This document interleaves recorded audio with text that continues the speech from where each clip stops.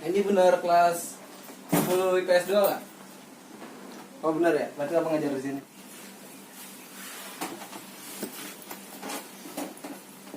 Ya kita mulai kegiatan hari ini. Bapak mulai ya anak-anak. Assalamualaikum warahmatullahi wabarakatuh. Hari ini kita belajar tentang ekonomi ya. Ada yang tahu ekonomi itu apa? Pak, bro. Ayo coba Budi. Ya hampir benar. Ada lagi yang tahu ekonomi itu apa? Ya Bapak jelasin sedikit ya tentang ekonomi. Ekonomi itu merupakan ilmu sosial yang mempelajari aktivitas manusia yang berhubungan dengan produksi, industri, dan konsumsi.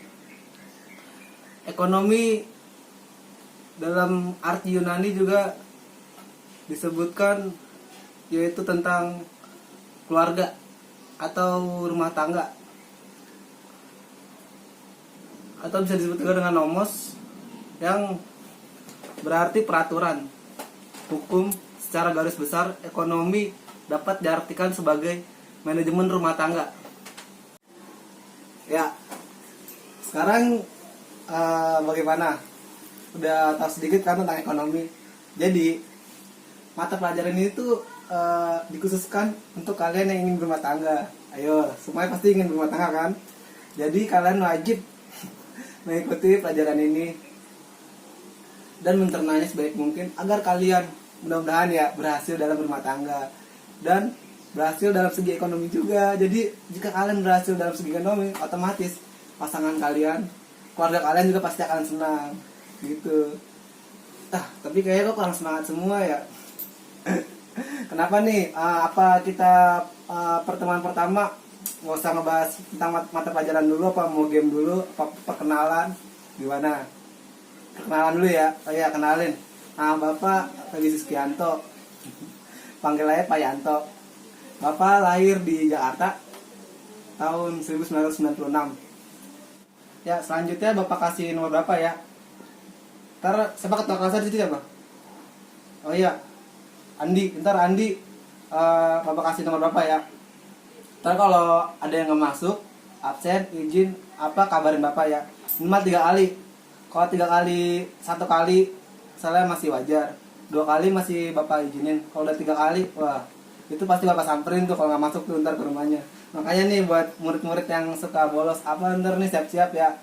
Kalau nggak masuk kita ngomongin ntar sama keluarganya nih. Oke, jangan sampai nih. Bapak orangnya santai kok walaupun kayak gini nih. Bapak santai, jadi santai bukan arti santai banget, nggak gitu juga. Santai tapi pasti gitu. Ya kelihatannya pada lesu ini. Maunya apa nih? Mumpung masih pertama masuk nih, maunya game dulu apa, nanya-nanya, sharing seputar ekonomi apa gimana. Soalnya gini, Bapak percaya pada setiap kita melakukan kegiatan belajar ini, semua itu tergantung dari gurunya. Kalau gurunya enak, walaupun mata pelajarannya murid atau rekan-rekan tidak suka, pasti dan apa yang Bapak sampaikan itu dapat tersalurkan dengan baik dan dicerna oleh rekan-rekan sekalian. Maka dari itu Bapak tidak ingin mengintimidasi atau berlaku hal-hal yang tidak menyenangkan agar murid-murid itu suka dalam pelajaran Bapak. Karena Bapak juga pernah ngerasain gitu waktu jadi murid. Waktu itu Bapak waktu SD, Bapak paling suka dengan pelajaran matematika. Tapi sejak SMP, guru matematika Bapak itu kayak otoriter, galak, dikit-dikit marah. Apalagi kalau yang maju itu, Bapak ngeliat teman Bapak maju itu nggak bisa, langsung gitu langsung ditindak. Ya namanya zaman Bapak dulu kan SD masih nggak kayak sekarang gini kan, masih agak keras. Jadi kalau salah dikit langsung dihukum, Nah Bapak di situ langsung Bapak ngerasa, kok matematika jadi ngebenci, jadi keras banget. Mulai dari situ Bapak jadi nggak suka matematika. Jadi, sekarang Bapak jadi guru ini jadi tahu gitu. Guru itu berdampak pada murid yang tadinya suka pelajaran, jadi nggak suka pelajaran. Yang dari nggak suka pelajaran, jadi suka pelajaran, tergantung pada gurunya. Jadi Bapak nggak mau rekan-rekan ini kan, Bapak juga tahu kan, pasti di sini nggak semua suka sama ekonomi kan, pasti ada yang nggak suka juga. Maka dari itu Bapak di sini dan kita bekerja sama untuk saling belajar, saling membantu gitu. Agar semuanya dapat mencerna pelajaran dengan baik dan antusias dalam kegiatan belajar gitu. Jadi pertama-tama kita mau ngapain dulu nih? Kan dapat kenalan apa nih? Salah satu-satu ya, kalian perkenalan diri apa gimana gitu. Kalau kita mau belajar ekonomi lagi, oke, kita perkenalan satu-satu ya. Nah sekalian mulai dari yang paling depan, silakan perkenalkan diri, nama, hobi. Biar dapat tahu gitu, sama tahu bisa menuntun kan kamu hobinya apa, dapat disalurkan dengan baik dan berhubungan dengan ekonomi. Ya semuanya ya, mulai. Ya, Bapak dapat simpulkan dari hobi kalian semua, berarti rata-rata kalian semua ini suka berbisnis ya. Ya itu bagus. Bapak kasih salah satu motivasi juga nih untuk kalian yang hobi berbisnis dan ingin menyalurkan hobi kalian ke jenjang yang lebih serius untuk menunjang ekonomi kalian. Jadi gini, kita untuk mulai berbisnis itu kita harus mempunyai rasa percaya diri yang tinggi, dan untuk mulai berbisnis itu kita harus tahu tujuan kita, customer kita, konsumen kita itu maunya apa itu yang mereka inginkan, apa yang paling dia butuhkan, itu pasti akan berdampak bagus untuk usaha kalian. Contoh, kalian ingin berwirausaha di tempat yang sepi, yang ekonominya yang rata-rata mayoritas ekonominya rendah, tidak mempunyai daya beli, otomatis kalian tidak akan bisa meneruskan bisnis kalian. Kalian akan mengalami mungkin kebangkrutan bisa. Maka dari itu kalian harus pintar-pintar dalam mencari posisi yang bagus untuk berwirausaha, yaitu tempat-tempat yang ramai dan mayoritas masyarakatnya mempunyai daya beli yang tinggi. Dan kalian juga harus mempunyai rasa percaya diri, karena kalau kalian misalnya nih sudah tidak pesimis dalam menjalankan usaha gitu, dan itu akan berdampak pada diri Anda dan usaha yang Anda jalani gitu. Terus kalian masih muda nih, masih dalam masa produktivitas yang tinggi dan bagus untuk mulai berwirausaha, dan saya anjurkan kalian berwirausaha sejak dini itu mempunyai akan berdampak yang bagus, karena jika kalian gagal itu kalian dapat berkembang gitu. Walaupun kalian gagal nih, jangan langsung pesimis gitu, tidak ingin melanjutkan wirausaha. Kalian harus berpikir gitu, kita sudah gagal dan bagaimana cara memperbaiki tersebut. Karena saya percaya itu kegagalan itu adalah pencapaian yang tertunda. Jadi kalian kalau gagal sekali ya nggak usah pesimis. Kalian itu punya pengalaman dan kalian tahu gitu kesalahan kalian itu apa. Kalian harus introspeksi diri dan terus melakukan improvisasi baru dalam produk yang sedang Anda kembangkan gitu. Saya ceritain nih, saya punya pengalaman sedikit lah tentang teman saya gitu. Teman saya tuh ada yang namanya Setiawan. Setiawan itu waktu kecil tuh di pondok. Waktu saya SD bareng sama Setiawan itu tahun 2008 kami lulus SD bareng, dan dia itu melanjutkan di pondok pesantren dan dianjurkan oleh keluarganya walaupun Setiawan itu tidak mau. Nah, waktu tahun 2016 kebetulan saya udah mulai kuliah di salah satu fakultas Unindra, Universitas Indah Prasta yang terdapat di daerah timur. Kebetulan saya dan Setiawan itu kontek-kontekan lagi dan kami sharing. Dan saya menerima kabar yang mengejutkan bahwa teman saya ini, Setiawan ini, pada 2 tahun pertama dia itu sudah meninggalkan pesantren karena dia punya pandangan gini. Dia kalau tidak suka dengan sesuatu hal tersebut, dia kan pasti akan langsung tutup poin dan meninggalkan hal tersebut. Dan dia cerita sama saya panjang lebar. Dia katanya terlalu tertekan dia di pondok itu, akhirnya dia kabur dan orang tua pertama tidak tahu dia itu keluar dari pesantren. Dan pada 1 tahun kemudian pas orang tuanya ingin menuju ke pesantren dan mendapatkan kalau Setiawan itu tidak ada di pondok tersebut, lalu Setiawan itu bertemu dengan orang tua dan di situ orang tuanya marah besar. Setiawan cerita kepada saya, dan dia mulai terpuruk di situ. Keluarganya sudah mulai tidak percaya pada dia, dan akhirnya dia memutuskan untuk mencari dan memperbaiki diri, mencari hal-hal yang baru. Keluar dari rumah tersebut, dia bertekad untuk meninggalkan rumah, dan dia bertekad untuk sukses waktu dia kembali ke dalam keluarganya tersebut. Dan mulai sebulan pertama, teman saya ini kebetulan dia kontak saya, dia ngomong waktu dia tuh curhat, kita kontak waktu media sosial, dia curhat katanya dia mulai keluar dari rumah dan ingin mencoba hal-hal baru di dunia luar. Dia pertama itu ikut bekerja setim motor pada orang, lalu dia mempunyai tujuan yang besar, dia ingin membuka sendiri setim motor untuk usaha tersebut. Dan alhamdulillah dalam 2 tahun dia dapat mewujudkan itu, dan dia sekarang sharing ke saya kan. Dia pertama itu dalam membuka setim motor itu dia diremehin sama orang, sama keluarganya, diremehin, tidak percaya gitu, tidak ada dukungan dari siapapun. Dan akhirnya dia bisa membangun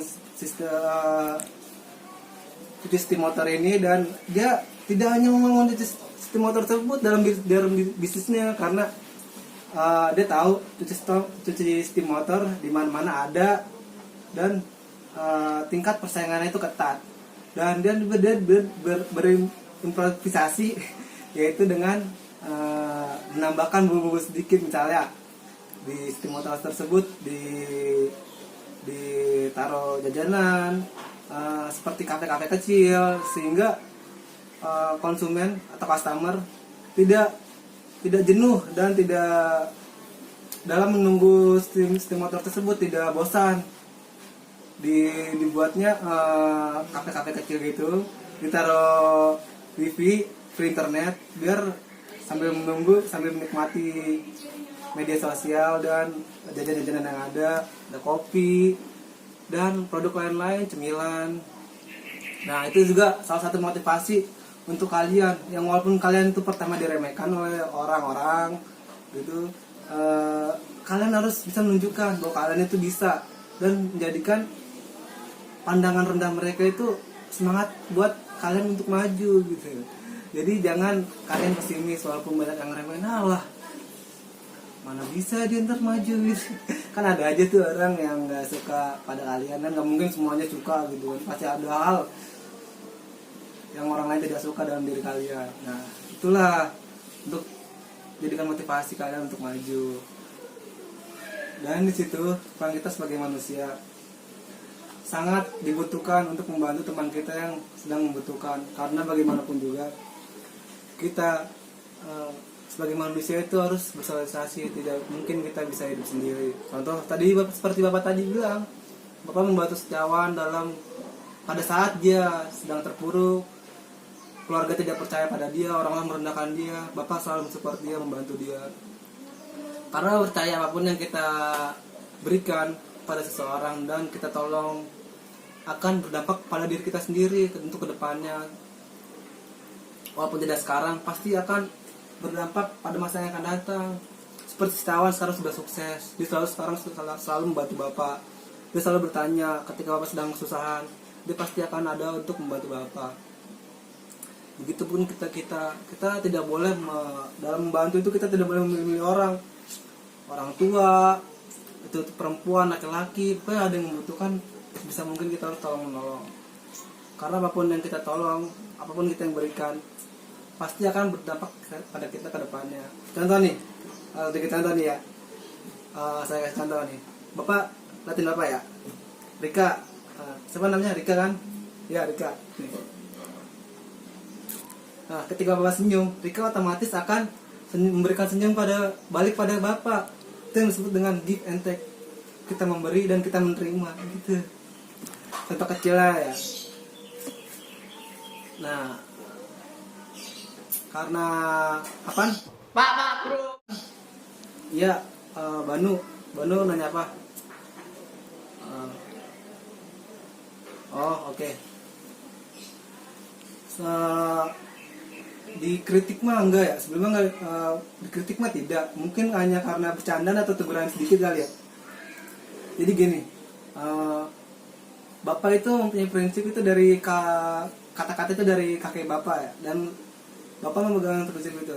Jadi gini, kakek bapak itu berkata, kalau kita menolong seorang itu harus ikhlas. Jadi pada saat kita menolong seorang dan orang itu bilang pada kita terima kasih, kita tidak langsung menjawab dengan kata sama-sama gitu. Jadi kalau nggak saya bilang oke, pasti iya. Nggak pernah saya bilang sama-sama, kecuali kalau orang tersebut ketika saya tolong dan dia menolong balik saya, jadi itu kan jadi satu sama. Dia menolong saya menolong dia, jadi baru saya bilang sama-sama gitu. Jadi situ saya sering dikritik oleh teman-teman saya itu. Teman saya itu sering bilang, kenapa sih tuh kamu kalau saya bilang terima kasih kenapa nggak pernah bilang sama-sama? Saya nggak pernah jawab itu, nggak pernah saya jelasin ke teman saya itu kenapa. Karena itu udah termasuk prinsip saya. Jadi kecuali kalau teman saya bantu, terus teman saya bantu saya balik, pasti saya bilang sama-sama kalau dia bilang terima kasih. Tapi kalau saya nolong dia, saya udah ikhlas kan otomatis. Jadi kalau dia bilang terima kasih, saya nggak bakal bilang sama-sama. Itu udah mulai jadi kebiasaan sejak saat kakek saya itu ngomong begitu. Jadi ya sebenarnya sih kelihatan pamrih, cuman bukan pamrih ya. Sebenarnya itu bukan pamrih jatuhnya. Karena kan saya ikhlas bantu teman saya apapun yang terjadi, karena saya juga gimana ya, kita sebagai manusia itu kan tidak mungkin bisa hidup sendiri. Bagaimanapun kita harus bisa, dan bagaimanapun kita membutuhkan orang lain, entah itu tetangga, saudara, teman, atau siapapun. Pasti pada saat kita usahaan, otomatis kan mereka lah yang membantu kita. Jadi sebagaimanapun, cobalah rekan-rekan untuk membantu sesama pada saat ada yang membutuhkan pertolongan atau untuk membantu. Ya, ada lagi yang mau bertanya? Kira-kira udah lebih dari sejam dan 10 menit lagi pengen berakhir kegiatan belajar hari ini. Ada yang mau ditanyakan lagi? Apa kita pulang cepet aja dulu ya? Mumpung masih pertemuan pertama. Oke, nggak ada yang mau nanya lagi.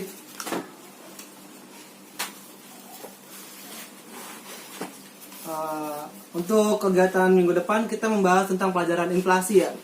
Ketua kelas tolong sampaikan kepada rekan-rekan untuk membaca bab 1. Dan untuk selanjutnya ketua kelas sebelum belajar dimulai, tolong saya tidak mau seperti tadi ya, pada saat saya mengajar belum banyak yang masuk atau masih lalang keluar masuk gitu. Tadi pada ngapain sih sebelum pelajaran ini? Oh, keluar makan, istirahat ya. Ya, terus untuk besok tolong kalau memang udah bel istirahat langsung masuk ya. Jadi Bapak nggak usah nunggu lagi. Nanti pokoknya Bapak masuk selang 5 menit. Kalau emang nggak ada di kelas ya Bapak nggak absen ya. Mohon maaf. Itu sudah menjadi peraturan Bapak di kelas. Dan untuk kegiatan pelajaran hari ini Bapak akhiri. Wassalamualaikum warahmatullahi wabarakatuh.